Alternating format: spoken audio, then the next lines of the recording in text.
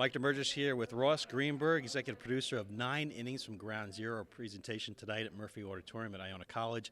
15 years since you produced this, and really since the event that really was part of a healing process for New York baseball fans and the country. You're right. I mean, I can remember it like it was yesterday.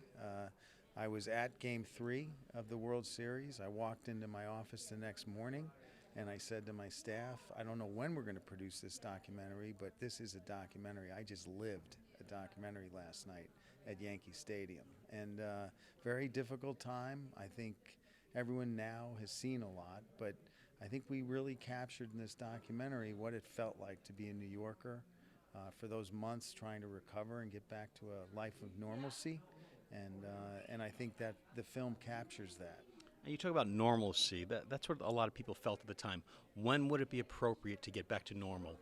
When would it be appropriate to get back to sports? Because when Kennedy was shot, there was a big question about whether Pete Rozelle should play the NFL games, and sports was really at the center of all that. And we were in the middle of an NFL season, and baseball was wrapping up and headed to the playoffs. And, you know, they did shut down for a while, but when it came back, everyone grabbed sports, and they grabbed the Yankees as they made their way through the playoffs into the World Series. And, you know, New Yorkers really got behind that baseball team to symbolize that no one's going to beat us. We're going to get through this. And even though the Yankees lost that World Series, New York won, and the country won. You know, even the big bad Yankees were America's team during that World Series. And the Yankees had to come from behind to beat the Oakland A's, of course, in the first round of the playoffs.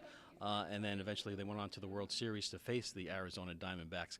Take us back to Game 3 after the Yankees lost the first 2 games when George Bush threw out the first pitch. Yeah, I mean, I was sitting in my seat, and everyone thought that George Bush was going to pull a Franklin Delano Roosevelt and just throw it out from the stands because we were dealing with a very tense time. My wife didn't even want me to go to the game because she thought they were going to drop a bomb on Yankee Stadium.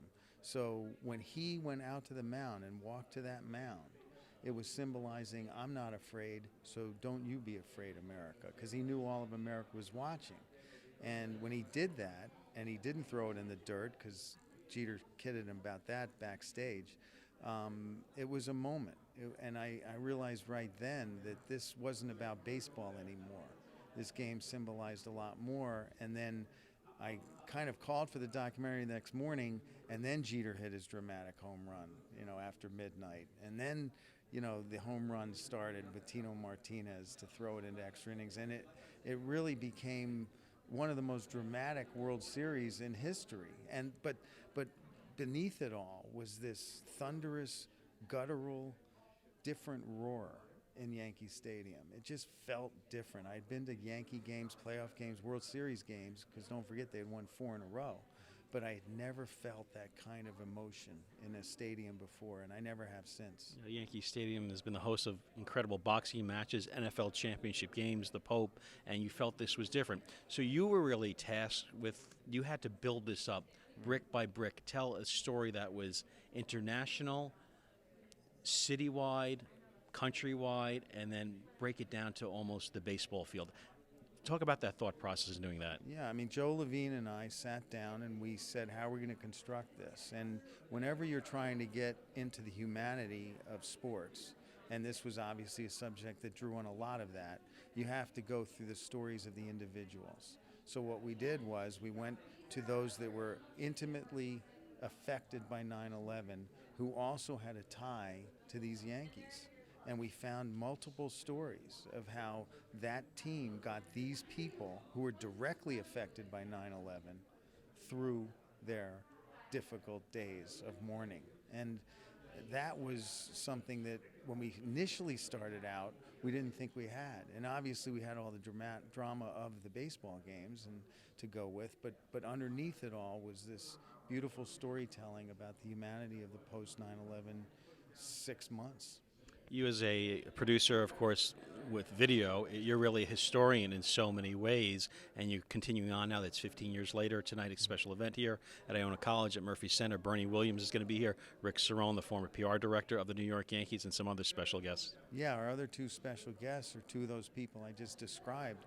Ellen and Brielle Saraceni Ellen's husband was the pilot on the flight that went into Pennsylvania's field, and he was a tremendous Yankee fan. He had instilled that in Brielle, and after he had gone down, which is in the film, Brielle is given the opportunity to go to Yankee Stadium, meet her hero, Derek Jeter. I'm getting teary-eyed thinking about it in the film because, you know, that's when I lose it every time I see this film. It's just a very emotional story, and I think it's going to be exciting. We're surprising everyone here tonight. So they'll see the film, they'll see young Brielle, and then she's going to take the stage and talk about it. And the famous quote from her husband, as I believe, was, you know, "Let's roll." That's a famous quote. Yeah, that's the famous quote. That was the plane. And what a courageous man. Okay, Mike Damergis here at Iona College with the great Ross Greenburg.